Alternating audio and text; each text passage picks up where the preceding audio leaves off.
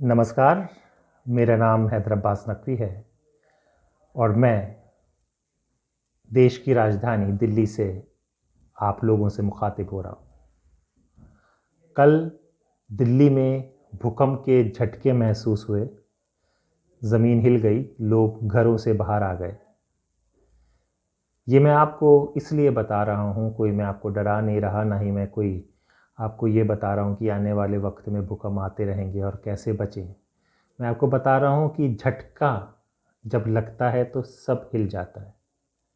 आप यूथ हैं, आप यंग हैं, आपके पास अभी वक्त है, तो अपने कामों से, अपने गलत सोच से अपने घर वालों को कोई झटका मत दें।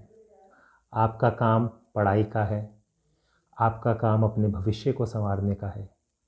आप परेशान हैं, क्यों हैं?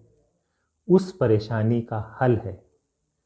कल मैंने आपको एक कहानी सुनाई, आज मैं आपको आसूराम गढ़वीर की बात बताता हूँ। क्या आप जानते हैं आसूराम गढ़वीर कौन है?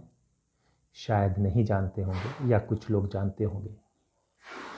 राजस्थान का बाड़मेर और बाड़मेर का चौहटन इलाका। चौहटन बाड़मेर के बारे में आपने सुना होगा, चौहटन के बारे में मैं आपको बता दूं। ये इलाका पाकिस्तान के जो बॉर्डर है उससे 45 किलोमीटर की दूरी पर है।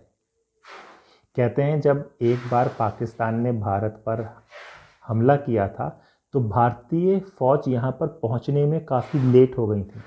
वजह थी यहाँ की पहाड़ियाँ जहाँ पर आना।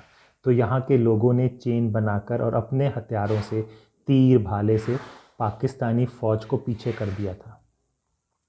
ये इसलिए बता रहा हूँ कि ये कितनी दूर है। सुविधाओं का थोड़ा बहुत अभाव होगा, कई अभाव होगा। अब कहानी बाड़मेर की और चौहटन की नहीं है, कहानी आसूराम गढ़वीर की है। जी हाँ, ये आसूराम गढ़वीर के बारे में आप जान लीजिए।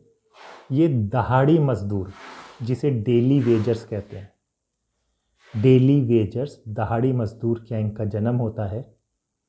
इन्होंने, इनके फादर भी दहाड़ी मजदूरी करते हैं और कहते हैं अभी भी करते हैं इनके दहाड़ी मजदूरी। और आसूराम ने भी 20 रुपए की दहाड़ी मजदूरी की।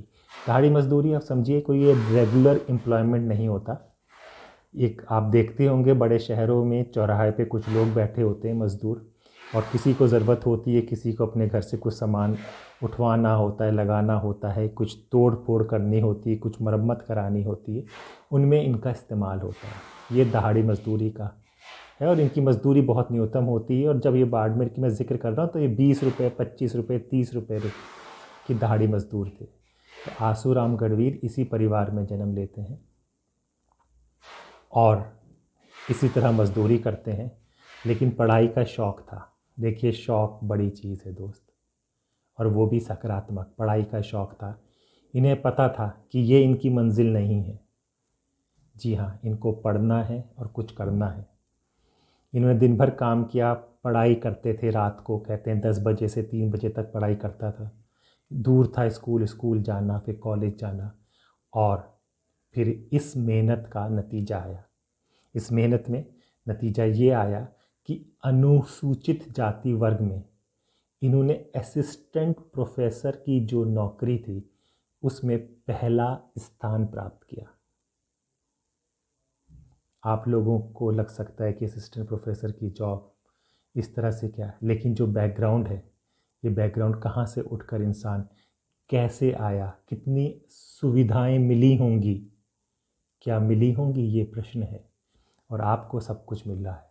इसमें कहते हैं कि इनके छोटे भाई का हाथ था, उसने अपनी पढ़ाई ना करके अपने भाई के लिए मजदूरी करके पैसे देने लगा, माँ बाप देने लगे। आज माँ बाप खुश हैं कि बेटा असिस्टेंट प्रोफेसर बन गया है। इन्होंने पहले शिक्षा भर्ती परीक्षा पास की, फिर उसके बाद यूजीसी की जो परीक्षा होती है वो क्वालिफाइड किया, और मेहनत की, मेहनत साकार हुई। आसूराम गढ़वीर आज चर्चा का विषय है, सक्सेस स्टोरी है।